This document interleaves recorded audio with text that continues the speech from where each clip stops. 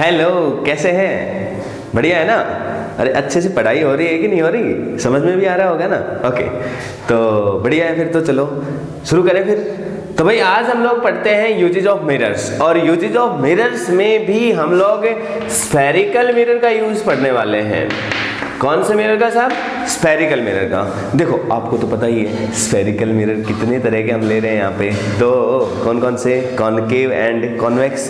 तो भाई देखो अब ये जो कॉनकेव मिरर है इसका यूज देखते हैं हम। तो भाई देखो सबसे पहले कॉनकेव मिरर से शुरुआत कर रहे हैं। अच्छा, आपने डेंटिंग पेंटिंग तो की होगी, अरे मतलब सेविंग की होगी, मेकअप किया होगा, या खुद नहीं किया तो देखा होगा, किया है। तो देखो भाई रिक्वायरमेंट क्या है अपनी। देखो सब चीजें जरूरत से इंसान ने डेवलप की। देखो हमारी जरूरत क्या है, लेट अस अज्यूम आपको सेविंग करनी है, तो जरूरत क्या है कि आपकी जो मुंडी है ये छोटी दिखे तो बढ़िया सेविंग होगी, या बड़ी दिखे तो नहीं? बताओ, छोटी दिखे तो जल्दी हो जाएगी, अरे भाई छोटी में गड़बड़ हो जाएगी, पता चलेगा जहाँ करनी नहीं थी वहां तो हो गई, और जहाँ होनी चाहिए थी वहां हुई नहीं है, गड़बड़ हो जाएगी। ठीक है, इसलिए रिक्वायरमेंट क्या है कि आपकी जो मुंडी है वो इतनी सी है, वो इतनी बड़ी दिखे, ताकि एक एक हिस्से को आप अच्छे से डेंटिंग पेंटिंग कर पाए या सेविंग कर पाए। मेरी बात समझे? इसका मतलब आप एक छोटी चीज की बड़ी इमेज बनाना चाह रहे हैं, और आप क्या चाहते हैं कि आपकी इमेज स्क्रीन पर दिखे या मिरर के अंदर ही दिखती रहे? बताओ। देखो स्क्रीन पे दिखेगी तो थोड़ा सा हमें एक्स्ट्रा एफर्ट लगाना पड़ेगा समझने के लिए। हम चाहते हैं मिरर के अंदर ही दिखती रहे ताकि हम अपना काम करते रहें, मतलब मिरर के अंदर ही बने, मतलब वर्चुअल बने साहब। अच्छा, इरेक्ट बनना जरूरी है, वर्चुअल बनना जरूरी है, क्योंकि देखो उल्टी बन गई इमेज तो गड़बड़ हो जाएगी, पता चलेगा यहाँ की बजाय आपने यहाँ कर दिया, भाई गड़बड़ हो जाएगी। ठीक है, छोटी सी घटना दुर्घटना बन जाएगी। तो देखो रिक्वायरमेंट क्या है कि भाई हम चाहते हैं सेविंग करते टाइम अपने फेस की बड़ी इमेज, और वो भी वर्चुअल। बताओ बताओ बताओ, याद करो याद करो, कॉनकेव और कॉन्वेक्स में कौन सा ऐसा मिरर है जो बड़ी इमेज भी बनाता है और वर्चुअल भी बनाता है? आप ये पाओगे सिर्फ कॉनकेव। मतलब साहब हम सेविंग मिरर की तरह से या मेकअप मिरर की तरह से कॉनकेव को यूज कर सकते हैं। पेपर में पूछा जाता है कि साहब क्यों यूज कर सकते हैं इस तरीके से, तो आप एक ही बात कहोगे कि साहब देखो ये वर्चुअल और इरेक्ट इमेज बनाता है जो मैग्नीफाइड भी होती है। मतलब वर्चुअल और इरेक्ट इमेज बना रहा है विच इज मैग्नीफाइड, इस वजह से अपने को साहब ये सेविंग मिरर और मेकअप मिरर की तरह से यूज कर सकते हैं। समझ में आई बात? चलो आगे तो अगली पॉइंट की तरफ चलते हैं। अगला है साहब हेड मिरर्स की तरह यूज होता है। अब जी मैं देखो मैंने शॉर्ट में लिखवाई है सारी चीजें ताकि ज्यादा आपको डिटेल में एक्सप्लेन करने की जरूरत नहीं है। हाँ वो पूछे तो आप लिख दें, ठीक है, तो मैं उसकी एक्सप्लेनेशन दे रहा हूँ। सबसे पहले तो ये पता होना चाहिए कि हेड मिरर क्या होता है। तो देखो मैं तो ये चाहता हूँ कि कभी भी आपको डॉक्टर की जरूरत ना पड़े, आप हेल्दी रहें, वेल्दी रहें, हैप्पी रहें। लेकिन मान लो कभी आप जाते हैं किसी डॉक्टर के पास, या फिर जस्ट ऐसे ही पूछते हैं डॉक्टर से, ठीक है, कि डॉक्टर साहब आप अपने जो पेशेंट्स आते हैं जिनके गले में कोई प्रॉब्लम है, थ्रोट में चेक करना है या ईयर में चेक करना है, तो आप किस तरीके से चेक करते हैं? तो वो आपको कहेंगे कि बेटे देखो ऐसा है, हम यहाँ पर एक हेड मिरर लगाते हैं। हेड मिरर एक कॉनकेव मिरर होता है। होता क्या है कि उसके फोकस पे एक बल्ब लगा रहता है, छोटा सा, मतलब टॉर्च ले सकते हो आप, तो लाइट डालेंगे भाई साहब सीधा टकराएगी। कॉनकेव मिरर की खास बात पता है आपको कि ये कॉनकेव मिरर है साहब, लाइट आएगी टकराएगी, और यदि इसके फोकस से लाइट जनरेट हो टकराए तो पैरेलल हो जाएगी। तो हुआ क्या, इसके फोकस पे बल्ब लगा दिया हेड मिरर के, टॉर्च लगा दी मान लो हमने, या डाल दिया, बाहर से भी डाल सकते हैं, तो वो टकराएगी और पैरेलल हो जाएगी, और जो आगे पेशेंट है उसके गले में सीधा अंदर की तरफ गिरती रहेगी और डॉक्टर आराम से देख पाएगा। तो इस तरीके से आप यूज कर सकते हो हेड मिरर में। मतलब हेड पे यहाँ डॉक्टर्स बांध के रखते हैं इसको, और ये कॉनकेव शेप का होता है। इसके फोकस पे जब सोर्स रखा हुआ है, सोर्स ऑफ लाइट, तो लाइट जिससे टकराएगी, टकराने के बाद क्या हो जाएगी, पैरेलल बीम हो जाएगी, और थ्रोट पे आराम से अंदर कंसंट्रेट कर सकते हैं। राइट, तो एज हेड मिरर्स भी यूज कर सकते हैं। अच्छा, एक और डिवाइस जो डॉक्टर्स यूज करते हैं जिसको हम कहते हैं ऑप्थेल्मोस्कोप। देखो ये चीज क्या है, अगेन मान लो डॉक्टर को किसी पेशेंट के रेटिना को देखना है, आंख के रेटिना को। तो देखो आंख का रेटिना ऐसा तो है नहीं कि पेशेंट को पकड़ेगा और कहेगा कि भाई चुपचाप हिलना नहीं है, मैं रेटिना में देख रहा हूँ, ऐसा नहीं होता भाई, आर पार नहीं दिखता है। तो क्या करेगा डॉक्टर बताओ? तो पता है क्या अरेंजमेंट होता है, ये कॉनकेव शेप है, इसके फोकस पे अगेन सोर्स लगा रहेगा, और यहाँ एक छोटा सा होल रहेगा, दिख रहा है होल? अरे दिख रहा है होल, इतना ही होल रहता है, बिल्कुल हल्का सा, ठीक है। उस होल में से डॉक्टर देखता रहेगा। देखो एक ऐसी शेप है, जैसे मैं यहाँ पर होल ले रहा हूँ, ओके। अब ये एक कॉनकेव शेप हो गई है, आपको समझाने के लिए मैंने ऐसा यूज किया, ओके। अब भाई साहब देखना, ये कॉनकेव शेप है और ये होल दिख रहा है आप लोगों को बीच में, ठीक है। डिट्टो सेम ऐसे है, यहाँ पर एक बल्ब लगाया, लाइट जाएगी, टकराएगी, पैरेलल हो जाएगी और डॉक्टर पीछे से होल में से आराम से देखता रहेगा रेटिना को, ओके। तो इस तरीके से देखने से मतलब डॉक्टर कंफर्टेबली चीज़ों को देख पाएगा, मैनिपुलेट कर पाएगा। तो ऑप्थेल्मोस्कोप का यूज समझ में आया। तो वहाँ पर जो मिरर यूज किया हमने, that is also the concave. गजब की बात बताऊँ आपको, जब लाइट को पैरेलल करवाना हो, क्या करवाना हो, पैरेलल, कॉनकेव यूज करेंगे। क्यों? क्योंकि फोकस पे सोर्स लगा दो, लाइट आएगी, कॉनकेव से टकराएगी, पैरेलल हो जाएगी। तो ऑप्थेल्मोस्कोप में भी हम पैरेलल बीम की तरह यूज करते हैं, ठीक है, हो जाएगा, ओके। अब हम ले रहे हैं जी नेक्स्ट पॉइंट, ये है जी कार की हेडलाइट्स में या सर्च लाइट्स में ये रिफ्लेक्टर का काम करता है। देखो गौर से समझो भाई, कार की हेडलाइट है, अगेन हेडलाइट है तो हमें क्या रिक्वायरमेंट है, जहां गाड़ी है वहां देखना चाह रहा है ड्राइवर या आगे तक देखना चाह रहा है, बताओ, आगे तक देखना चाह रहा है। मतलब हम चाहते हैं कि लाइट दूर तक जाए। भाई लाइट दूर जब ही जाएगी जब वो पैरेलल होगी, यदि वो यहीं बिखर गई तो आगे कैसे जाएगी, ठीक। इसलिए क्या होता है कि हम चाहते हैं कि लाइट दूर तक जाए। अब क्योंकि लाइट को हम चाह रहे हैं दूर तक ट्रेवल करे, तो अभी जैसा मैंने बताया, आप कॉनकेव शेप का रिफ्लेक्टिंग सरफेस बना लो, उसके फोकस पे बल्ब लगा दो, लाइट आएगी, टकराएगी, पैरेलल हो जाएगी, दूर तक अपने को दिखाई देगा। सर्च लाइट जो टॉर्च जो यूज करते हैं, गार्ड्स यूज करते हैं, भाई साहब दूर तक देखना होता है। ऐसा कोई कि आप जा रहे हो तो यहीं पे सर्च करोगे, ऐसा नहीं है। आप दूर तक देखोगे तो आपको दूर तक देखने के लिए जो भी चीजें जरूरत पड़ेंगी उन सब में कॉनकेव की जरूरत होगी।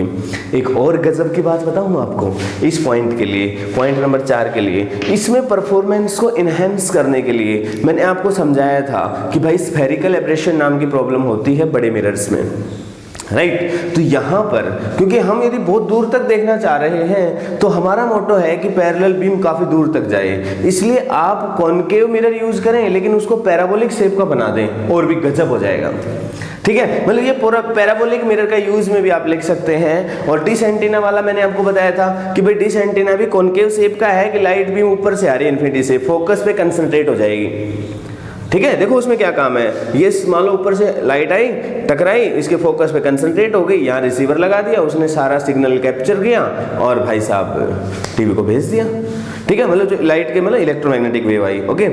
अच्छा अब मेरी बात समझना, यहाँ पर भी आप कॉनकेव की जगह यदि पैराबोलिक शेप का यूज करोगे तो मैं ऑलरेडी बता चुका हूँ परफॉर्मेंस इनहेंस हो जाएगी, ठीक है। तो वो चीज यहाँ पर भी लिख सकते हो आप कॉनकेव मिरर में भी।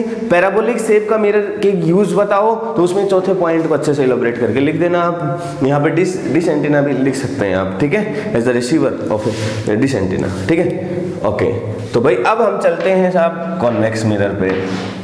देखो कॉन्वेक्स मिरर तो गजब का है, आपको पता है कि भाई ये कॉन्वेक्स मिरर है, लाइट पैरेलल यदि आएगी तो टकराएगी साहब और बिखर जाएगी, डाइवर्स हो जाएगी। और भाई अलग अलग डायरेक्शंस में डाइवर्स हो रही है। तो देखो क्या है, हमने अपने घर के पास एक स्ट्रीट लाइट लगाई, तो हम क्या चाहते हैं कि वो जो लाइट है वो सिर्फ पोल के नीचे नीचे रहे या कम से कम पूरी गली में फैली रहे। बताओ क्या चाहते हैं, हम चाहते हैं पूरी गली में फैली रहे लाइट।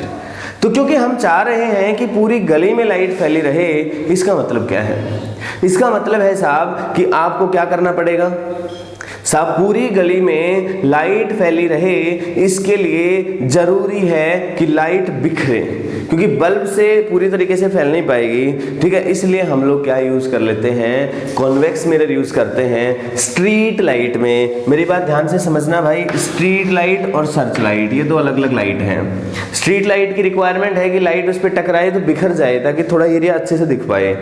सर्च लाइट में एक पर्टिकुलर डायरेक्शन में देखना चाह रहे हैं तो उसमें चाह रहे हैं पैरेलल बीम आए, पैरेलल बीम आए इसलिए कॉनकेव, हम चाहते हैं बिखर जाए, दैट मीन्स कॉन्वेक्स। तो ये यूज हुआ कॉन्वेक्स मिरर, ठीक है। चलो बहुत बढ़िया, गजब, समझ में आया, अच्छा लगा। अब देखो लास्ट पॉइंट, बट मस्त पॉइंट भाई साहब, रियर व्यू मिरर की तरह काम करता है ये।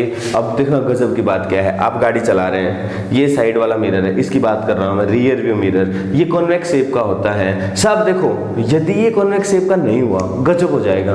देखो अचानक से मान लो कॉनकेव लगा लिया आपने, कॉनकेव तो ऑब्जेक्ट जब दूर रहता है तो रियल इमेज बनाता है, मतलब मिरर में तो दिखेगा ही नहीं कुछ भी, आपको स्क्रीन पे इमेज दिख रही होगी और स्क्रीन पे दिख रही होगी, अचानक से जैसे गाड़ी नजदीक आएगी, गाड़ी क्या हो जाएगी भाई साहब, जब देखो रियल इमेज दिख रही होगी वो तो इन्वर्टेड दिख रही होगी, मतलब गाड़ी ऐसे जा रही होगी, आपको उल्टी दिखाई दे रही होगी, राइट। और जैसे ही वो इसके पोल और फोकस के बीच में आएगी, गाड़ी अचानक से उल्टी होके अब मिरर के अंदर दिखना शुरू हो जाएगी और सीधे चलना शुरू हो जाएगी। मतलब देखो मैनिपुलेट करना बड़ा मुश्किल होगा। दूसरी बात है साइज बहुत बड़ा रहेगा उसका, तो एक ही गाड़ी दिख रही है, पता चल रहा है और पीछे दुख ही नहीं रहा, कुछ भी कौन आ रहा है क्या आ रहा है आइडिया नहीं लग रहा, दैट इज नॉट गुड। ठीक है, रियर व्यू मिरर में कॉनकेव का यूज इसलिए नहीं हुआ। फिर बात आई साहब प्लेन मिरर का यूज कर लो।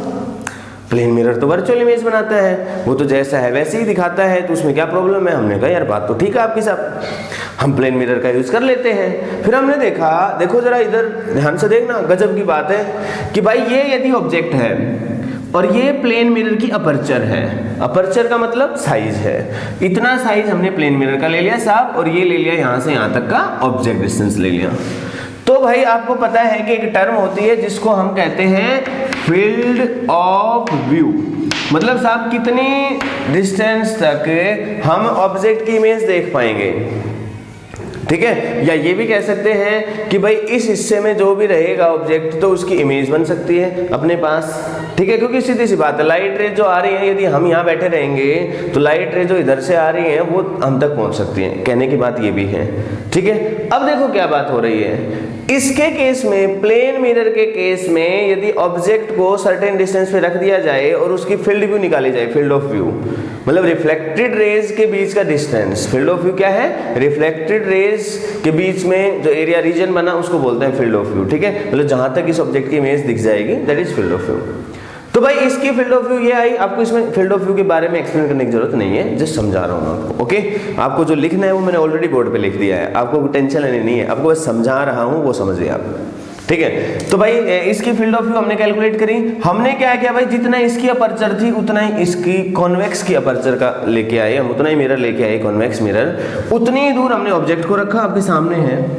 ठीक है, हमने क्या देखा कि भाई इसके लिए तो फील्ड ऑफ व्यू बहुत बड़ी है, मतलब ऑब्जेक्ट की इमेज को यहां से देखने की जरूरत नहीं है, यहां से कितने रीजन में देखोगे आप तो दिख जाएगी आपको। गजब हो गया, यहाँ पर तो ड्राइवर यहाँ बैठा है तो यहाँ बैठा है तो दिख जाएगी, मान लो ड्राइवर यहाँ से देखना चाहेगा तो नहीं दिखेगी। यहाँ पर तो साहब ऐसा नहीं है, यहाँ पर तो क्या है कि फील्ड ऑफ व्यू बहुत लार्ज है। मतलब थोड़ा और मोटे तरीके से समझाऊं मैं आपको, सामने शीशा लगा हुआ है, एक प्लेन मिरर है, मान लो यहाँ से देख रहे हैं तो साहब दिख जाती है। जैसे मैं यहाँ होता हूँ तो इस मिरर में मेरे को नहीं दिख रही इमेज, लेकिन कॉन्वेक्स में क्या है कि मैं यहाँ हूँ तो भी मेरे को उसकी इमेज दिखाई दे रही है, ये फायदा है। ठीक है, मतलब क्या हुआ कि कॉन्वेक्स मिरर के केस में फील्ड ऑफ व्यू क्या है साहब, लार्ज है, इसलिए वर्चुअल और इमेज भी बनाता है ये, सॉरी वर्चुअल इमेज बनाता है, साथ में फील्ड ऑफ व्यू भी लार्ज है। इस वजह से हम इसका रियर व्यू मिरर की तरह यूज करते हैं। ठीक है, देखो प्लेन मिरर की तरह, प्लेन मिरर का यूज हमने इसलिए नहीं किया क्योंकि उसकी फील्ड ऑफ व्यू क्या थी, कम थी, इसकी फील्ड ऑफ व्यू क्या थी, ज्यादा थी, इसलिए हमने इसका यूज किया। ठीक है, अब भाई एक चीज बता दूं आपको जाते जाते, छोटी सी बात है, देखो कॉन्वेक्स मिरर की एक प्रॉब्लम भी है, उसने हमें इमेज तो दिखा दी लेकिन गाड़ी की जो स्पीड है, ड्राइवर इस मिरर में देख रहा है, उसको गाड़ी की स्पीड का अंदाजा नहीं होता है। मतलब कॉन्वेक्स मिरर में ऑब्जेक्ट की इमेज दिख गई है, फील्ड ऑफ व्यू भी बहुत लार्ज है, अच्छा है कि यहाँ से भी दिख रही है इमेज, यहाँ से भी दिख रही है, यहाँ से भी दिख रही है, लेकिन स्पीड का अंदाजा नहीं लग रहा है ड्राइवर को। क्योंकि स्पीड का अंदाजा नहीं लगा साहब तो गड़बड़ हो जाएगी। इसलिए आजकल आपने देखा होगा कई गाड़ियों में ये जैसे मिरर है तो यहाँ पर एक छोटा सा और मिरर देते हैं, हल्का, देखना कभी कई गाड़ियों में आ रहा है आजकल, यहाँ छोटा सा एक मिरर देते हैं। मिरर के साथ मैं ये नहीं कह रहा हूँ कि ट्रक के जो नीचे लगा होता है मिरर, वो भाई साहब वो अलग है, वो नीचे वाली गाड़ियों को देखने के लिए, दैट इज ना डिफरेंट पर्पस। भाई मैं कह रहा हूँ ये मिरर है, इस मिरर के अंदर ही यहाँ छोटा सा एक गोल गोल सर्कल में बना के दे देते हैं। ठीक है, मिरर वो just like a plane mirror है कि उससे स्पीड का अंदाजा लग जाएगा अपने को।